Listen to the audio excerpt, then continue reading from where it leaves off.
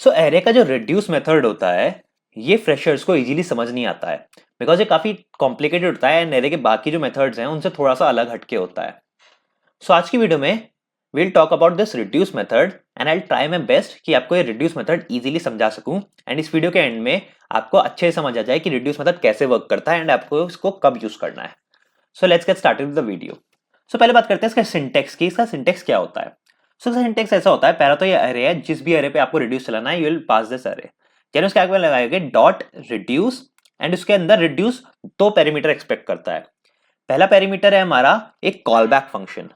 ना जो हमारा कॉल बैक फंक्शन होता है ये बाकी फंक्शंस की तरह होता है, बस डिफरेंस इसका इतना होता है कि इस बाकी फंक्शन को हम कॉल करते हैं जब हमें उसे यूज करना होता है। जो हमारा कॉल बैक फंक्शन होता है इसको हम नहीं कॉल करते हैं, इसको कॉल करता है वो मेथड जिसके अंदर हमने इस फंक्शन को पास किया है। जैसे कि मैंने इसको पास किया रिड्यूस के अंदर, तो रिड्यूस मेथड डिसाइड करेगा कि ये फंक्शन उसे कब कॉल करना है, हम नहीं डिसाइड करेंगे। सो ये डिफरेंस होता है नॉर्मल फंक्शन और हमारे कॉल बैक फंक्शन में। ना ये कॉल बैक जो होता है फर्दर दो पैरामीटर एक्सपेक्ट करता है। पहला है हमारा एक्यूमुलेटर एंड दूसरा है हमारा करंट वैल्यू। ना इनका क्या सिग्निफिकेंस है इसको भी हम वीडियो में आगे बात करेंगे। एंड दूसरा पैरामीटर जो रिड्यूस हमारा एक्सपेक्ट करता है वो है हमारा इनिशियल वैल्यू, कि हमारी क्या इनिशियल वैल्यू होगी, इसके भी सिग्निफिकेंस की हम आगे बात करेंगे। सो ये होता है हमारा रिड्यूस का बेसिक सिंटेक्स। आई होप यहां तक आपको चीजें क्लियर होंगी। अब जैसे हमारी एरे है, अब हम बात करते हैं कि हम रिड्यूस को कब यूज करते हैं। तो हमारी ये एक एरे है एंड मुझे निकालना है इस एरे का सम। तो सम में क्या होगा, ये जो मेरी टोटल एरे है ये किसी एक सिंगल वैल्यू में कन्वर्ट हो जाएगी, क्योंकि ये जो सारे एलिमेंट इनको जब हम ऐड करेंगे तो कोई एक एलिमेंट बनेगा, कोई एक नंबर बनेगा। जैसे कि इस केस में हमारा नंबर जो है वो बन रहा है 10। सो मेरी जो टोटल 4 एलिमेंट्स की एरे थी उसको मैंने एक सिंगल एलिमेंट पे कन्वर्ट कर दिया 10 में, यानी उसको मैंने कर दिया रिड्यूस। एंड यहीं से नाम आता है हमारा रिड्यूस। तो जब भी हमें कोई बड़ी एलिमेंट की हमारी जो एरे होती है, मल्टीपल एलिमेंट्स की एरे होती है, उसे किसी सिंगल वैल्यू में कन्वर्ट करना होता है and in that case we use the reduce method. जैसे कि यहाँ पे सम है, ऐसे ही आप और भी इसमें हम ऑपरेशन कर सकते हैं, जैसे कि हमारा डिवाइड का ऑपरेशन हो सकता है, मल्टीप्लाई या और भी कोई ऑपरेशन हो सकता है। बट रिड्यूस मेथड को इन शॉर्ट हम तब यूज करते हैं जब हमें अपनी पूरी अरे को सिंगल एलिमेंट पे कन्वर्ट करना होता है।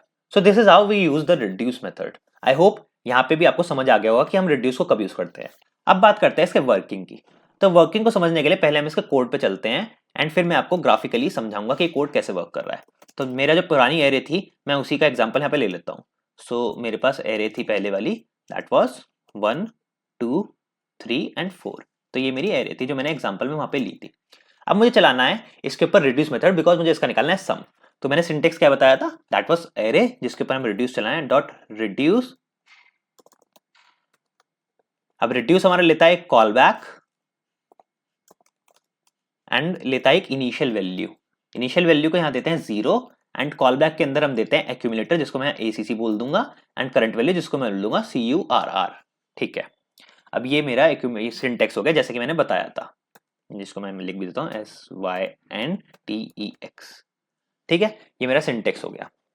अब देखो, जब भी हमें इस एरे का सम करना है रिड्यूस के थ्रू तो वर्क कैसे करेगा। सो होगा क्या, मैं यहाँ पे सबसे पहले लिखूंगा कि मुझे इसका करना है सम, तो आई से return accumulator plus current value.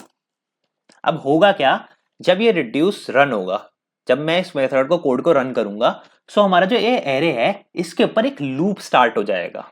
ठीक है, अब लूप स्टार्ट होगा तो लूप में हमारी जो करंट वैल्यू है वो बनेगी हमारी इस एरे की इंडिविजुअल वैल्यू, मतलब एक एक वैल्यू। अब लूप स्टार्ट हुआ तो पहला जब इटरेशन हुआ लूप का तो हमारी पहली करंट वैल्यू बन गई 1। ठीक है, 1 हमारी करंट वैल्यू हो गई एंड जो हमारा CURR वाला वेरिएबल है इसको हमारा 1 असाइन हो गया। अब एक्यूमुलेटर क्या होता है, तो जब ये लूप चल रहा होगा तो ये जो फंक्शन है इसके अंदर कुछ ऑपरेशन हो रहे होंगे, जैसे यहाँ पे एडिशन का ऑपरेशन हो रहा है। अब ये एडिशन का ऑपरेशन का हर बार एक रिजल्ट आएगा, जैसे कि 1 + 2 करा तो इसका एक रिजल्ट होगा, 2 + 3 इसका एक रिजल्ट होगा, ऐसे एक रिजल्ट होगा। तो ये रिजल्ट जो है हमारे एक्यूमुलेट होते रहते हैं, मतलब ऐड होकर जो रिजल्ट है वो हमारा एक्यूमुलेट होकर एक जगह सेव होता है। अब वो सेव कहाँ होगा, वो होगा हमारा एक्यूमुलेटर के अंदर सेव। तो जब तक हमारा लूप कंप्लीट नहीं होता है, जो भी हमारे ये कॉल बैक फंक्शन के रिटर्न होते हैं वो हमारे सेव होते हैं इस एक्यूमुलेटर के अंदर। अब जो हमारा फर्स्ट टाइम जब लूप चल रहा होता है तो हमारे पास करंट वैल्यू तो 1 आ गई, लेकिन ये फंक्शन हमारा अब तक एग्जीक्यूट नहीं हुआ है तो हमारे पास कोई रिटर्न वैल्यू नहीं है। अब इस केस में हम एक्यूमुलेटर क्या रखते हैं, तो इस केस में हमारा एक्यूमुलेटर होता है हमारे इनिशियल वैल्यू जो हमने यहाँ पास करी है। सो जब फर्स्ट टाइम लूप चला तो हमारी करंट वैल्यू एरे का फर्स्ट इंडेक्स हो गया, मतलब 0th वे पे जो हमारा रखा है वो वैल्यू एरे की हमारी करंट वैल्यू में असाइन हो गई, तो इस केस में वो 1 हो गई। एंड अक्यूमुलेटर, क्योंकि हमारा फंक्शन अब तक रन ही नहीं हुआ है तो हम पे कोई अक्यूमुलेटेड वैल्यू नहीं है, तो इनिशियल वैल्यू जो हमारी होती है वो हमारे अक्यूमुलेटर को असाइन हो जाती है, इस केस में 0 हो गई। देन हमारा ये फंक्शन रन होगा, तो हमारा यहाँ पे जो मैंने लिखा है accumulator plus current value, this basically mean 0, because 0 मेरी इनिशियल वैल्यू है जो अक्यूमुलेटर को असाइन हुई है, प्लस 1 बिकॉज मेरी जो एरे है उसके 0th इंडेक्स पे 1 है, यानी फर्स्ट इटरेशन में मेरी करंट वैल्यू होगी 1, तो 0 + 1 इज 1। अब ये 1 मेरा रिटर्न होगा एंड एक्यूमुलेटर को असाइन हो जाएगा, तो यहाँ पे मेरे एक्यूमुलेटर की वैल्यू हो जाएगी 1 एंड करंट वैल्यू की वैल्यू, अब मेरा लूप सेकंड इटरेशन पे चला जाएगा, तो सेकंड इटरेशन पे मेरी करंट वैल्यू क्या है 2, सो ये बन जाएगा 2। सो यहाँ पे अब नीचे हम जब फंक्शन के अंदर आएंगे तो एक्यूमुलेटर हो जाएगा हमारा, जैसे कि मैंने बताया पिछले फंक्शन में मेरा निकला था 1, तो यहाँ आ जाएगा 1 एंड यहाँ आ जाएगा हमारा 2। आई होप यहाँ तक क्लियर आ गया होगा। 2 + 1 + 2 इज 3, तो अब यहाँ पे मेरा एक्यूमुलेटर को 3 असाइन हो जाएगा क्योंकि इस फंक्शन से 3 रिटर्न होगा, तो हो जाएगा 3। एंड एक चीज यहाँ पे याद रखने वाली बात यह है, इनिशियल वैल्यू सिर्फ फर्स्ट इटरेशन में असाइन होती है, इसके बाद इसका कोई सिग्निफिकेंस नहीं होता, इसके बाद जो फंक्शन का हमारे रिटर्न होते हैं वही एक्यूमुलेटर के अंदर हमारे जाते रहते हैं।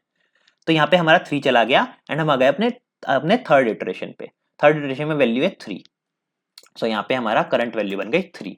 अब यहाँ पे आ जाएगा हमारा नीचे फंक्शन के अंदर, दैट इज 3 + 3, 3 + 3 इज 6, तो मेरा यहाँ पे फंक्शन से रिटर्न हुआ 6, एक्यूमुलेटर को मेरे हो गया असाइन 6 एंड हमारा आ गया फोर्थ इटरेशन, फोर्थ इटरेशन में मेरी करंट वैल्यू है 4, तो यहाँ पे मेरी चली गई 4 एक वैल्यू।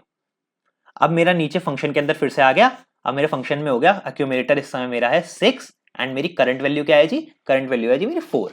अब यहाँ पे हो गया हमारा 10, अब हम गए यहाँ पे अक्यूमुलेटर को हो गया हमारे 10 असाइन, तो यहाँ पे अक्यूमुलेटर को मेरे 10 असाइन हो गया एंड यहाँ पे लिख दिया 10 असाइन हो गया मेरे अक्यूमुलेटर को। लेकिन अब मेरे रिड्यूस मेथड ने देखा कि भाई एरे का इटरेशन तो खत्म हो गया, एरे की जो लेंथ थी वो हमने सारे मतलब सारे कंज्यूम कर ली, बेसिकली जितने भी सारे एलिमेंट्स थे सब पे हमने इटरेशन कर दिया, 4 के बाद तो मेरे पास कोई एलिमेंट है नहीं, तो मेरा रिड्यूस मेथड क्या करेगा, ये जो मेरी 10 जो एक्यूमुलेटर के अंदर सेव है इसको कर देगा रिटर्न, ये पूरा कॉल बैक इटरेशन जो है हमारा पूरा उसको खत्म करेगा एंड ये 10 को कर देगा रिटर्न, एंड इस रिटर्न को मैं सेव कर लूंगा कॉन्स्ट एक रिजल्ट में, ये रिजल्ट में, एंड इस रिजल्ट को कर लूंगा यहाँ पे console.log रिजल्ट। अब मैं इस कोड को रन करता हूं एंड यू विल सी कि हमारे पास यही आउटपुट आएगा, आउटपुट आया मेरे पास 10, एंड कैसे आया वो मैंने आपको पूरा ढंग से समझा दिया। एक बार मैं आपको विजुअली भी ये चीज दिखा देता हूं, तो आई सिंपली से console.log accumulator एंड इसके आगे लगाता हूं accumulator and console.log current value, इसके आगे लगाता हूं करंट एंड यहाँ पे इसको कमेंट कर लेता हूँ, ठीक है। अब इसको रन करते हैं।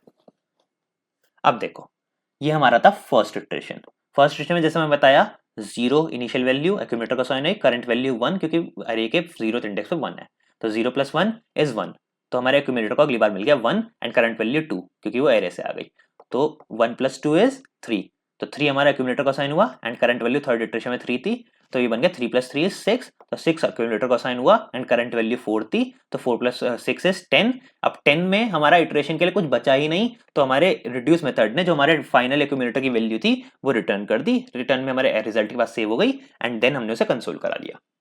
सो this is how reduce method works. I hope आपको ये सही से समझ आ गया होगा। यूजुअली फ्रेशर्स को इसे समझने में थोड़ी दिक्कत होती है बिकॉज यहाँ पे initial value concept, then accumulator, current value, तो ये थोड़ा कॉम्प्लिकेटेड होता है। So I have tried my best कि आपको पूरा सही से समझा सकूं। मैंने कोड पहले रन नहीं करा इसीलिए, ताकि आपको कोड से थोड़ी दिक्कत होती समझने में, तो इसीलिए मैंने पहले विजुअली आपको लिख लिख के दिखाया कि भाई यहाँ पे एक्यूमुलेटर की वैल्यू क्या होगी, कैसे लूप चलेगा। तो आई होप आपको ढंग से अब रिजल्ट जो हमारा रिड्यूस मेथड होता है समझ आ गया होगा एंड ढंग से समझ आ गया होगा कि रिजल्ट के अंदर जो 10 वैल्यू आई वो पहुंची कैसे। सो this is all about the reduce method. अब भी अगर आपको रिड्यूस से रिलेटेड कोई डाउट है तो आप कमेंट सेक्शन में मुझे बता सकते हैं, I will be more than happy कि आपको मदद कर सकूं। अगर आपको रिड्यूस मेथड के बारे में अच्छे से पढ़ना है और डिटेल में, तो ये MDN के डॉक्स पे आप जा सकते हो एंड यहाँ पे रिड्यूस के बारे में पूरा ढंग से पढ़ सकते हो एंड इस कोड को चला के भी देख सकते हो। जैसे कि देखो यहाँ पे जब हम इन्होंने रिड्यूस, इन्होंने भी उसी एग्जांपल रिड्यूस किया जो मैंने किया हुआ था। इन्होंने इनिशियल वैल्यू एक अलग वेरिएबल पास करके इसको ऐसे पास करा हुआ है, मैंने डायरेक्टली यहाँ 0 लिख दिया था, बस डिफरेंस उतना था। उसके अलावा आप एक चीज और देख सकते हो कि हमें इनिशियल वैल्यू का मतलब सॉरी जो ये एरे रिड्यूस ने हमें सम करके दिया वो तो हमें सम मिल गया, लेकिन जो हमारी ओरिजिनल एरे थी वो बिल्कुल भी ऑल्टर नहीं हुई है, ओरिजिनल हमारी वैसे के वैसे ही है। तो यहाँ पे आके आप अच्छे से पढ़ सकते हो रिड्यूस मेथड के बारे में कि कैसे कैसे यूज होता है, इसके और क्या क्या यूज होते हैं, इसकी कॉम्पैटिबिलिटी क्या है, ये सब आप इसके बारे में पढ़ सकते हो। सो आई होप आपको ये वीडियो अच्छी लगी होगी एंड आपने इस वीडियो से कुछ नया सीखा होगा। वीडियो अच्छी लगी है एंड इससे कुछ नया सीखा है तो इस वीडियो को लाइक कर सकते हैं एंड ऐसी ही और वीडियो देखने के लिए इस चैनल को सब्सक्राइब कर सकते हैं and I will see you in the next one.